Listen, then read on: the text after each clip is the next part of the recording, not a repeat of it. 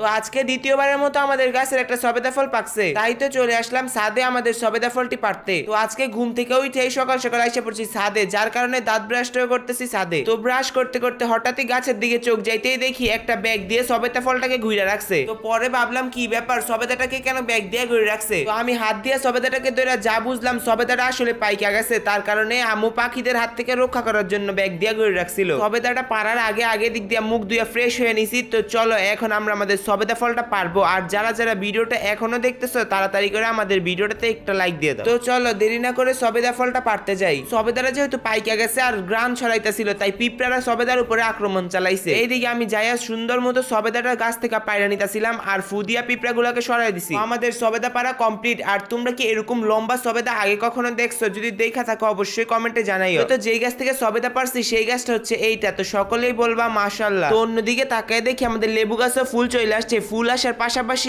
কিছু কিছু লেবু বড় হইতেছে। আমি যতটুকু বুঝতে পেরেছি যে আমার হাতে থাকা লম্বা সবেদাগুলো আসলে অনেকটা মিষ্টি হয়ে থাকে, কারণ এর আগের বারও আমি একটা খাইছিলাম। তো তোমাদেরকে উদ্দেশ্য করে বলতেছি, তোমরা চাইলে তোমাদের ছাদে বা বাড়ির আঙ্গিনায় এরকম একটা লম্বা সবেদা গাছ লাগিয়ে রাখতে পারো। তো এদিক দিয়ে তো আমি সবেদাটা সুন্দর করে কেটে ফেলছি। আর তোমরা দেখো এটার ভিতরের অবস্থাটা কতটা সুন্দর, পেকে একদম নরম হয়ে আছে। তো চলো এখন সবেদা ফলটা খেয়ে দেখি আসলে সবেদা ফলটা খেতে কেমন। সবেদাটা মুখে দিয়ে একটা জিনিসই বুঝতে পারলাম, মানে সবেদাটা খাইতে অনেক অনেক মিষ্টি। দীর্ঘ 8-9 মাস পর আমাদের গাছের একটা একটা সবেদা পাকে। আর একটা কথা আছে না, ধৈর্যের ফল মিষ্টি হয়, ঠিক তেমনই হলো ব্যাপারটা। তো সবাই একবার হলেও মাশাআল্লাহ বলে যাবেন আমাদের সবেদা গাছের জন্য। আর সবেদা গাছে কিন্তু নতুন নতুন আরো অনেকগুলো কুড়ি এসেছে। তো আমাদের আজকের এই কাঙ্ক্ষিত ব্লগটি ছিল এই পর্যন্তই। তো আজকের ব্লগটা কেমন লাগলো অবশ্যই কমেন্ট করে জানাও। আর আজকের ব্লগটাতে সবাই অবশ্যই লাইক দিয়ে যাবে।